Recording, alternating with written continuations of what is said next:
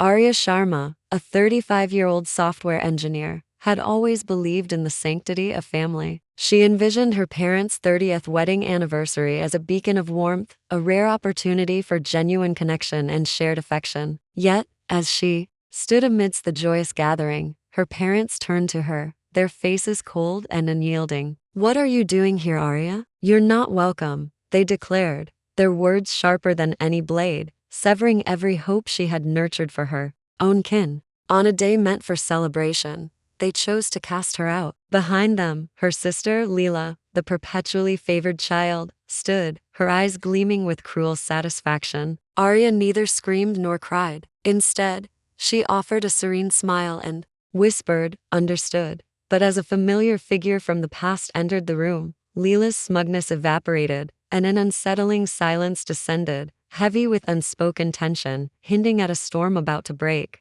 This was merely the prologue. Do the ones we love most also possess the power to wound us the deepest? Share your thoughts. Aria often pondered this, realizing with age that without her, their family fabric would have long since unraveled. A leaky roof? Aria called the contractor. Her mother's car trouble? Aria covered the repairs. Her father's medical bills? Aria's paycheck absorbed the hit. Earning a six-figure salary, she could afford it, but it swiftly morphed from assistance to expectation. Her parents treated her as their personal ATM, and Aria, mistaking it for familial duty, indulged them. Leela, meanwhile, enjoyed a perpetual free pass. An Instagram influencer, all filters and glitter, her bank account mirrored the emptiness of her promises. Yet, her parents adored her, boasting of her charm, her photos, her brand to neighbors, while Aria quietly wired money to keep their lights on. It began subtly. At 25, Aria paid off her father's $10,000 credit card debt, swayed by his assurance it was a one-time crisis. It wasn't. By 30, she was covering her mother's hospital co-pays, their overdue mortgage, even Leela's phone bill. Initially, Aria didn't mind. She believed she was helping, but each time she handed over money, Leela would roll her eyes, as if Aria were flaunting her wealth. Leela posted about her luxurious photo shoots while Aria debugged code to sustain her sister's lifestyle. Her parents remained oblivious. "Leela's building her career," they'd say, as if Aria's demanding job were a mere hobby. Last year, her mother called, bubbling with excitement about their 30th anniversary. "We want something spectacular," she chirped, "like those parties." In magazines, Aria agreed, hoping it would finally unite them, perhaps even earn her a long overdue thank you. She was wrong. Leela interjected, spewing ideas fit for the Oscars: a live band, imported flowers, a coastal resort in Santa Barbara. She had a vision but lacked a single dime. "You've got this, right, Aria?" she'd say, eyes glued to her phone. Aria would nod, mentally calculating the damage to her savings. Aria booked the resort, a breathtaking venue known for high-end events, with sweeping ocean views. The $5,000 deposit alone landed on her credit card. She meticulously coordinated with the manager, arranged catering for 100 guests, and secured a string quartet. Leela continuously escalated the demands: a custom cake, a photo booth, a floral arch costing more than Aria's monthly rent. Each time, she'd rationalize, "It's for mom and dad," and Aria would bite her tongue. Her parents backed Leela. "Let her shine," her father would say, treating Aria as a mere logistics grunt. Her mother chimed in, "She has such a creative mind." Creative, perhaps, but Aria was the one signing contracts. Soon, Aria noticed a pattern. Leela dodged calls whenever Aria mentioned her financial contribution, sending vague texts like, "I'll chip in later," a later that never arrived. Her parents didn't seem to care, gushing over Leela's latest sponsored skincare post while Aria was on hold with florists, negotiating delivery fees. It stung, but Aria persevered, determined to make the party perfect, not for herself, but for them, hoping they would finally see her, not just her wallet. By the time plans were finalized, Aria had poured $20,000 into the event. Leela hadn't paid a cent, and her parents hadn't offered. Aria was accustomed to their selective gratitude, always directed at Leela. But this time, an unsettling tension lingered, a feeling that something was being hidden. She dismissed it, focusing on table settings, guest lists, and sound checks, clinging to the belief that their smiles at the party would make it all worthwhile. This was her mistake. She couldn't have known that the very celebration she sacrificed for would become the stage for their ultimate betrayal. In hindsight, the signs were there: Leela's carefree attitude, her parents' unwavering favoritism. But Aria, consumed by her role as the dutiful, reliable daughter, failed to see the fissures. This changed abruptly with a message that shattered her world. With weeks to go until the party, Aria immersed herself in the minutiae, ensuring perfection. She called the Santa Barbara resort daily, confirming the 100 chair layout, microphone levels for speeches, and cake delivery times. The manager walked her through the schedule: cocktails at 6 o'clock, dinner at 7 o'clock, dancing by 8 o'clock. Her $5,000 deposit was paid, and contracts for catering and the string quartet were signed. Leela, meanwhile, continued to bombard her with demands: a vegan option, a dance floor spotlight, extra photo booth staff, each adding hundreds to the bill. When Aria asked her to cover something, Leela's dismissive reply was, "I'm curating the aesthetic." Curating? Aria was the one drowning in invoices while Leela posed for her followers. Aria tried to broach the topic of costs with her mother. "Don't upset your sister," her mother snapped, her voice sharp. "She's putting so much heart into this." Heart? Aria was coordinating vendors while Leela was choosing Instagram filters. Her father was no better. "Let her have her moment," he told Aria, as if her tireless efforts were mere background noise. Aria pushed back, pointing out Leela's zero contribution. "You're the responsible one, Aria," he said, a backhanded compliment. It wasn't. Their words felt like a script they'd rehearsed for years, always shielding Leela, always expecting Aria to shoulder the burden. Aria swallowed her frustration and continued working, verifying linen choices and bartender licenses. Then, Leela's evasiveness became impossible to ignore. Texts about the budget went unread. One call and Leela, annoyed, answered, "I'm swamped with collabs," before hanging up. Collabs. Aria checked their shared family bank account, meant for things like roof repairs. It should have held $20,000, half from her. The balance was $5,000. Her stomach lurched, heart pounding. Aria called the bank for a transaction history. The clerk confirmed multiple withdrawals, hundreds for clothes, thousands for a weekend getaway, all tied to Leela's card. $15,000 vanished. Aria texted Leela, "Explain the account." Leela's dismissive reply, "Relax. It's under control." It wasn't. Aria called her parents, hoping they'd intervene. "She's just borrowing," her mother said, her tone dismissive, as if Aria were overreacting. "Don't cause a scene before the party," her father added. "You've got the means, Aria. Can't you handle it?" Handle it? She'd handled their mortgage, their medical bills, and now their party. Aria pulled up the bank statements, her hands trembling. The withdrawals weren't random. Designer shoes, a Miami hotel, a car down payment. Her parents had access to the account. They'd seen the same statements but had told her to keep the peace. Their loyalty to Leela was an impenetrable wall. Aria wanted to confront Leela, but the party was too close. She spent nights double-checking the resort's lighting, ensuring vegetarian NRES were prepped, and confirming the quartet's song list. Each task was a lifeline, preventing her from exploding. Leela, meanwhile, posted a teaser about the event of the year, taking credit for Aria's work. Aria was ready to let it slide,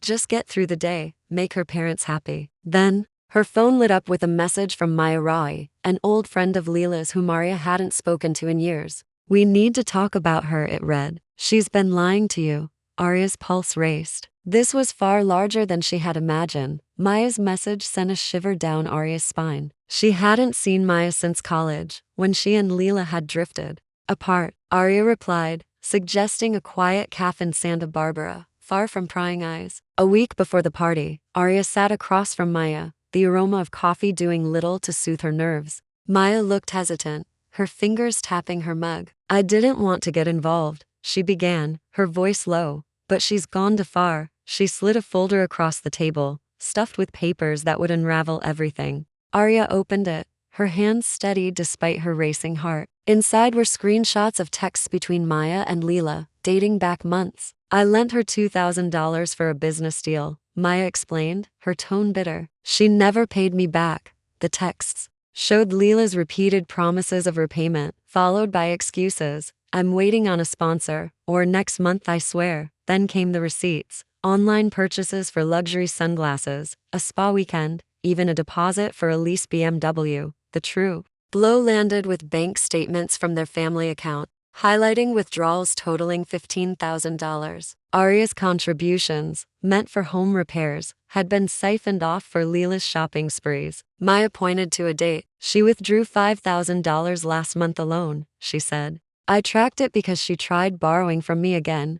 Aria stared at the numbers, her throat tightening. It wasn't just the money, it was the profound betrayal. Maya leaned forward, her eyes sharp. She's been doing this for years, she said. Lying, borrowing, spending. I thought you should know before the party. Aria nodded, unable to speak. The evidence was irrefutable, but she needed absolute confirmation. She thanked Maya, tucked the folder under her arm, and drove straight to her bank. The clerk confirmed everything. Multiple unauthorized withdrawals, all linked to Leela's card, some as recent as 2 weeks prior. Aria asked about her parents' access to the account. They get alerts for every transaction, the clerk stated. Aria's stomach twisted. They had known all along. That evening, Aria called her parents, clinging to a sliver of hope for accountability. She laid out the facts, the missing $15,000, the receipts, the texts. She's been reckless, Aria said, keeping her voice calm. Her mother's response was instantaneous. Don't stir up trouble, she snapped.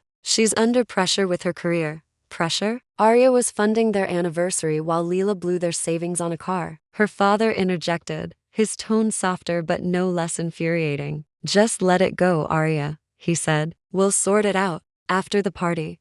Sort it out? They had seen the alerts, known about the withdrawals, and done nothing. They were protecting her again, as always. Aria pressed harder, asking why they hadn't stopped her. Family comes first, her mother declared, as if Aria weren't family too. Aria hung up, her hand shaking with anger. She sat in her apartment, the folder open on her coffee table, staring at the evidence. Leela's lies, her parents' complicity. It was all there, in black and white. She considered confronting Leela immediately, exposing the truth, but the party was too close. She had spent months planning, poured her savings into it. Canceling wasn't an option, not yet, but letting Leela walk away unscathed wasn't either. Aria closed the folder, her mind racing. Maya's words echoed. She's gone too far. She had, and her parents had allowed it. Aria would not let this slide. The day of the party arrived, and Aria was at the Santa Barbara resort by noon, meticulously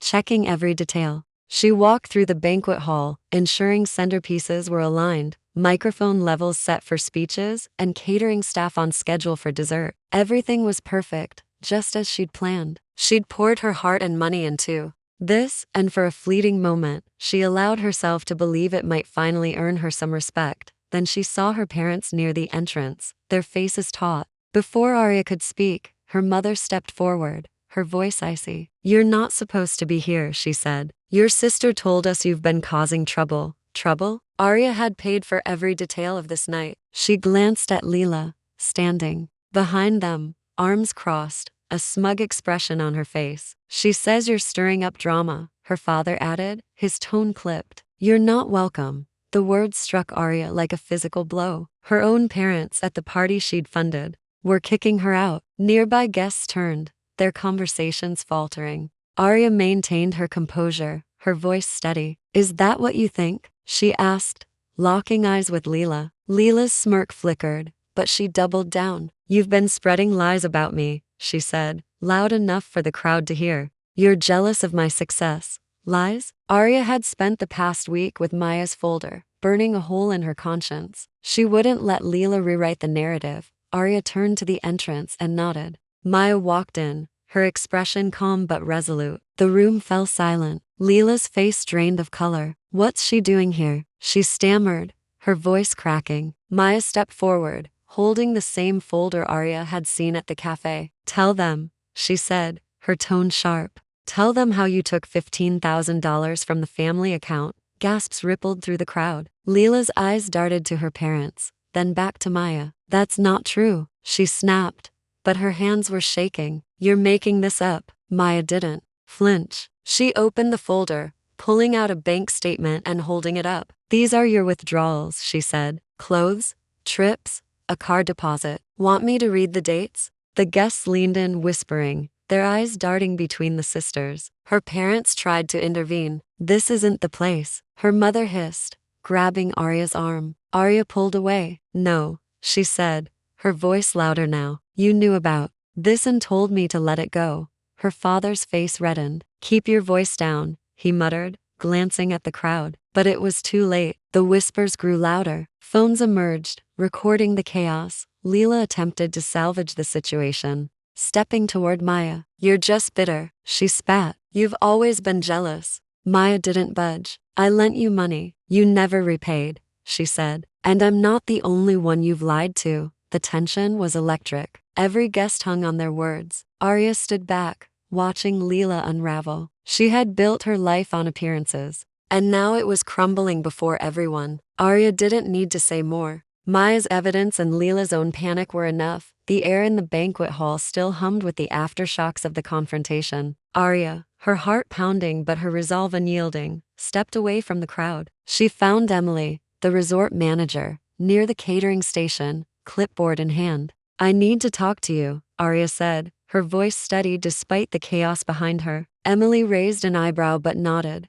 leading her to a quiet office. Aria wasted no time. I'm withdrawing my credit card from the event, she told her. Cancel all payments. Emily's eyes widened. That's a $5,000 deposit, she said, checking her records. And the remaining balance, another $15,000, is due today. Aria nodded. I'm done covering it. Emily hesitated, then picked up her phone to call the vendors. Aria stood watching her dial, knowing there was no turning back. Within minutes, the catering team received the call. They began packing up, pulling trays of appetizers from the tables. The string quartet stopped tuning their instruments, their manager shaking his head as he spoke to Emily. No payment, no performance, he said, loud enough for guests to hear. Whispers turned to murmurs as people noticed the staff dismantling the dessert station. The party her parents' perfect anniversary was unraveling. Aria felt a pang of guilt, but it was quickly drowned out by the weight of everything she had carried for years. This wasn't just about money. It was about respect. Her parents stormed over,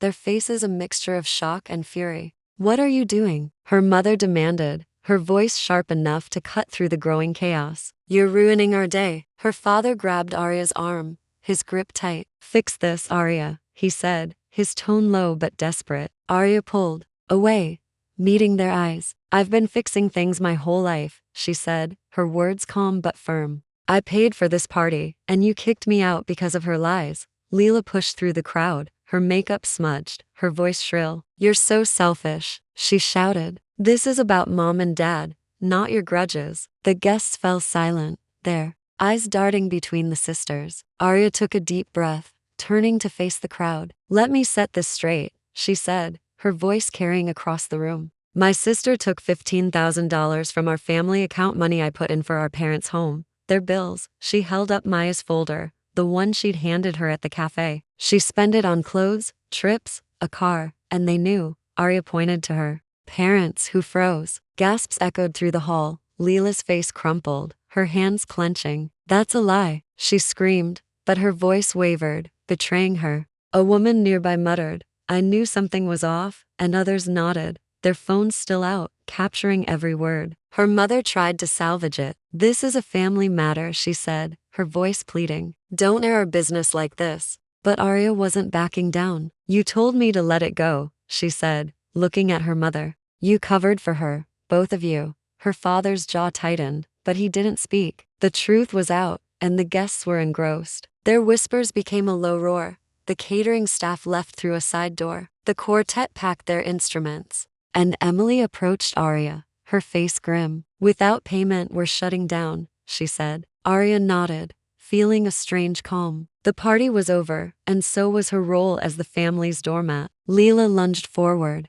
her voice breaking. You're destroying everything, she cried, tears streaming down her face. Aria looked at her unflinching. You did that yourself, she said. The weight of those words settled over her, heavy but freeing. She walked toward the exit, the folder still in her hand, as the hall descended into chaos behind her. This wasn't the end, but it was a start. By the next morning, the fallout was undeniable. Emily, the resort manager, called Aria with a clipped tone. The vendors are furious, she said. They're out $10,000 for unpaid services, catering, music, decorations. She explained that the catering company and the string quartet were preparing to sue, and Leela's name was on the contracts as the point of contact. They're coming after her, Emily added, her voice heavy with frustration. Aria felt no pity for her sister. Leela had squandered their family's money on her whims, and now the consequences were hers to face. Her phone buzzed with texts from her mother. "How could you let this happen?" she wrote, her words dripping with blame. "You humiliated us." Aria stared at the screen, her jaw tight. Humiliated them? She had funded their celebration only to be thrown out on Leela's word. Her father called an hour later, his voice gruff. "You need to fix this, Aria," he said. "Apologize to your sister. And pay the vendors." Aria laughed, a bitter sound. "I'm done cleaning up her messes," she said, and hung up. They'd spent years shielding Leela, ignoring her lies, and now they wanted Aria to take the fall. She wasn't playing that game anymore. By evening, the story was everywhere. Guests had posted videos of the confrontation on social media, tagging Leela's influencer account. Clips showed her shouting, denying everything while Maya held up the bank statement. The comments were brutal. She stole from her own family. And what kind of sister does that? Her follower count dropped by thousands overnight. Brands unfollowed her, and her latest sponsored post, a skincare ad, was flooded with accusations. She tried to post a vague apology, claiming a misunderstanding. But it only fueled the fire. People dug deeper, reposting screenshots of her lavish trips and designer purchases, linking them to the stolen money. Her reputation as an influencer was in tatters. Her parents weren't spared either. A local gossip page on social media picked up the story, and soon posts circulated about their role. They knew she was stealing and did nothing. One comment read, shared hundreds of times. Neighbors who'd attended the party chimed in, calling them out for favoring one daughter while shunning the other. At a coffee shop the next day, Aria overheard two women discussing it. "Those parents should be ashamed," one said, shaking her head. Aria kept her head down, but inside, she felt a grim satisfaction. They'd chosen to protect Leela, and now the community was holding them accountable. Leela called Aria that night, her voice trembling. "You've ruined my life," she said, tears choking her words. "The vendors are threatening to sue me." Aria remained calm, her response measured. "You took the money," she said. "You signed the contracts." Leela sobbed, begging Aria to cover the $10,000 to make it disappear. Aria refused. "Figure it out," she told her, and ended the call. Later, her mother sent another text, accusing Aria of tearing the family apart. Aria didn't respond. She drove back to the resort to collect her belongings, the place now eerily quiet. Emily handed her a refund check for part of her deposit, her expression sympathetic. "I'm sorry it came to this," she said. Aria nodded, tucking the check into her bag, and walked out. The weight of their blame lingered, but she felt lighter than she had in years. She had carried their expectations for too long, and now she was done. The truth was out, and the consequences were theirs to bear. Aria had her own life to rebuild. Weeks after the party collapsed, Aria made a choice that changed everything. She sat down with her accountant and severed all financial ties with her family. No more shared accounts. No more covering their bills. No more bailing them out. She closed the family fund she'd contributed to for years, the one Leela had drained for her own gain. It felt like shedding a heavy coat she'd worn too long. For the first time, she invested in herself, her apartment, her savings, a weekend trip to clear her head. She started therapy, something she'd avoided for years, and began unraveling the guilt she'd carried for being the family's fixer. She wasn't their hero anymore, and that was okay. Leela's life unraveled differently. The catering company and string quartet followed through on their threats, filing lawsuits against her for $10,000 in unpaid services. She tried to dodge the legal notices, but the resort's contracts bore her name, not Aria's. Her lawyer sent Aria a letter, suggesting she share responsibility since she'd initially funded the event. Aria didn't respond. Leela had made her choices, and Aria wasn't cleaning up her mess anymore. On social media, Leela's influencer career was dead. Her follower count plummeted to under 1,000, and brands dropped her like a bad habit. Comments on her old posts were ruthless, calling her out for lies and theft. She posted a tearful video, claiming she'd been misunderstood, but it only drew more scorn. Aria didn't watch it. She'd seen enough. Her parents faced their own reckoning. The community's judgment didn't let up. Local forums and social media groups kept the story alive, with posts dissecting their favoritism. How do you let one daughter steal and blame the other one? A viral thread read, shared over 1,000 times. Neighbors stopped inviting them to gatherings, and their church group grew distant. Her mother called Aria one evening, her voice trembling. "We're the talk of the town," she said, as if Aria could fix it. "You need to make this right." Aria stayed calm, her words steady. "You chose her over me," she said. "Live with it." Her father sent a text later, asking Aria to reconsider for the sake of family. Aria left it on read. Their silence during Leela's theft had cost them her trust. Aria moved forward, finding peace in small things. She took up hiking,